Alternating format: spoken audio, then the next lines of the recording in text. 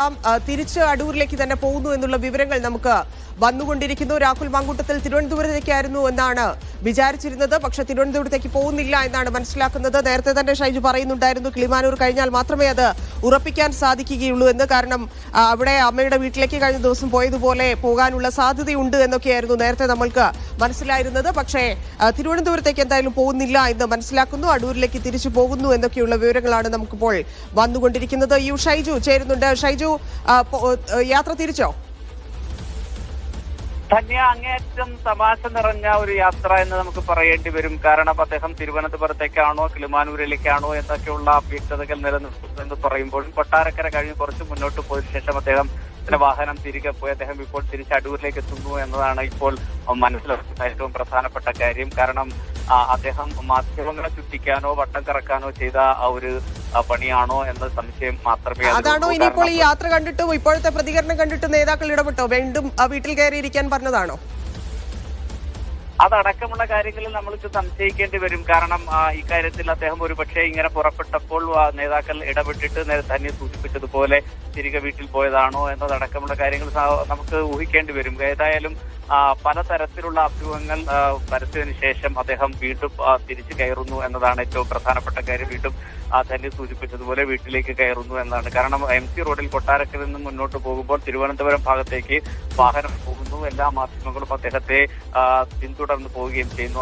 അത്തരമൊരു സന്ദർഭത്തിൽ സ്വാഭാവികമായി അദ്ദേഹം തിരുവനന്തപുരത്ത് കിളിമാനൂരിലെ അദ്ദേഹത്തിന്റെ അമ്മ വീട്ടിലേക്കോ അല്ലെങ്കിൽ KPCC ഓഫീസിലേക്കോ ഒരു പക്ഷേ ഇനി അദ്ദേഹം അവിടെ നിന്ന് തിരുവനന്തപുരം വിമാനത്താവളം വഴി ഡൽഹിയിലേക്ക് പോകുമോ എന്നതടക്കമുള്ള കാര്യങ്ങളുടെ ആശങ്ക അല്ലെങ്കിൽ അത്തരം ചില അഭ്യൂഹങ്ങൾ പരക്കുകയും ഒക്കെ ചെയ്തിരുന്നു.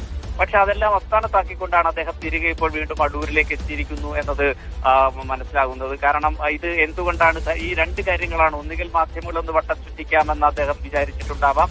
അതല്ല എങ്കിൽ ഒരു പക്ഷേ ഇറങ്ങിയപ്പോൾ ഇപ്പോഴത്തെ ഒരു അവസ്ഥയിൽ രാഹുൽ മാങ്കൂട്ടത്തിന്റെ നിലവിലെ ഒരു അവസ്ഥയിൽ ഈ മാധ്യമങ്ങളെ ഇനിയും വട്ടം ചുറ്റി മതിയായില്ല എന്നതാണ്. അതായത് ഇനിയും പുച്ഛിച്ചില്ലെങ്കിൽ മാധ്യമങ്ങളോട് ഈ തരത്തിൽ പെരുമാറിയിട്ടൊന്നും രാഹുലിന് ഇതുവരെ മതിയായില്ല എന്നൊരു ചോദ്യമുണ്ട്.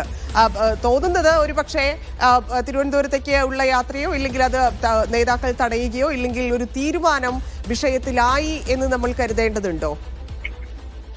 തന്നെയാ, അതായത് അദ്ദേഹം ഒരു വിശദീകരണം പൊടുന്നനെ കൊന്നു തരുന്നു. ആ ഒരു വിശദീകരണമല്ല എന്നും മതിയായ ചോദ്യങ്ങൾക്കുള്ള ഒരു വിശദീകരണം അദ്ദേഹത്തിന്റെ ഭാഗത്തുനിന്ന് ഉണ്ടായില്ല എന്ന് മാധ്യമങ്ങൾ ഒന്നടങ്കം വിമർശന സ്വഭാവത്തിൽ അദ്ദേഹത്തിന്റെ വിശദീകരണ ബൈറ്റിന് ശേഷം പറയുകയും ചെയ്തിരുന്നു.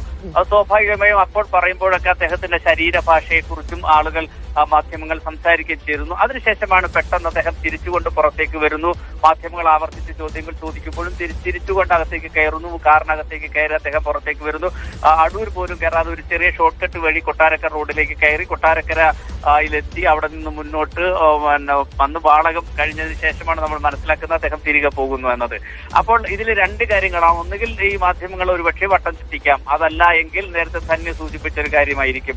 നേതാക്കന്മാർ ഇടപെട്ടിട്ട് തിരികെ പോകൂ എന്നൊരു പക്ഷേ നിർദ്ദേശിച്ചതിന്റെ അടിസ്ഥാനത്തിൽ തിരികെ പോയതാണോ എന്നതും ഒരു വസ്തുവാണ്. കാരണം അദ്ദേഹത്തെ ഫോളോ ചെയ്ത് കൊടുത്തു എന്നത് മാധ്യമങ്ങളിൽ തത്സമയം മാധ്യമങ്ങളോട് കഴിഞ്ഞ ദിവസം ഷൈജു നമുക്കറിയാം മാധ്യമങ്ങളോട് അദ്ദേഹം സംസാരിച്ചത് നമ്മൾ കണ്ടതാണ്. ആ തരത്തിലൊരു പ്രതികരണം ഇനി വേണ്ട എന്നൊരു നിർദ്ദേശം നേതാക്കളുടെ ഭാഗത്തു നിന്നുണ്ടായിട്ട് വീണ്ടും പ്രതികരിച്ചത് കൊണ്ടായിരിക്കുമോ ഇപ്പോഴത്തെ ഈ തിരിച്ചുപോക്കെന്ന് അങ്ങനെയും സംശയിക്കാമല്ലോ.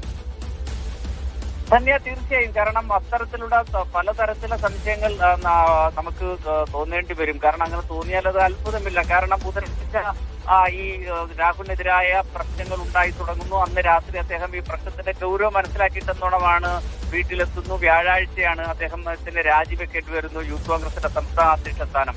ആ രാജിവെക്കുമ്പോൾ പോലും അദ്ദേഹം പുറത്തിറങ്ങിയിട്ട് അങ്ങേയറ്റം അത് രാഹുൽ ശൈലിയിൽ തന്നെ സംസാരിക്കുന്നു. രാജിവെച്ചെന്ന് ആര് പറഞ്ഞു?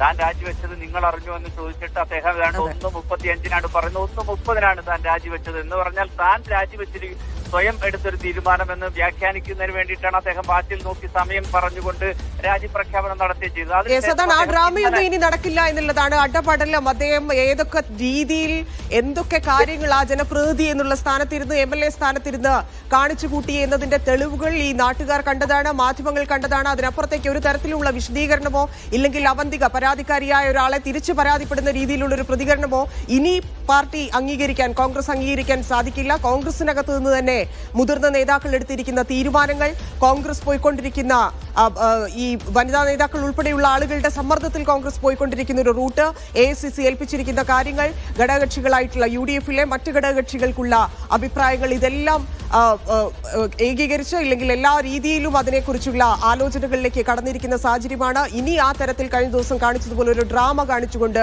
രാഹുൽ മാങ്കൂട്ടത്തിന് മുമ്പോട്ട് പോകാനാകില്ല. അദ്ദേഹം തന്നെ പാർട്ടിയെ നേരത്തെ പറഞ്ഞതുപോലെ പാർട്ടിയെ പ്രതിസന്ധിയിലാക്കാതെ ആ സ്ഥാനത്ത് നിന്ന് ഇറങ്ങുമോ എന്നുള്ളതാണ് രാഷ്ട്രീയ കേരളം കാത്തിരിക്കുന്നത്.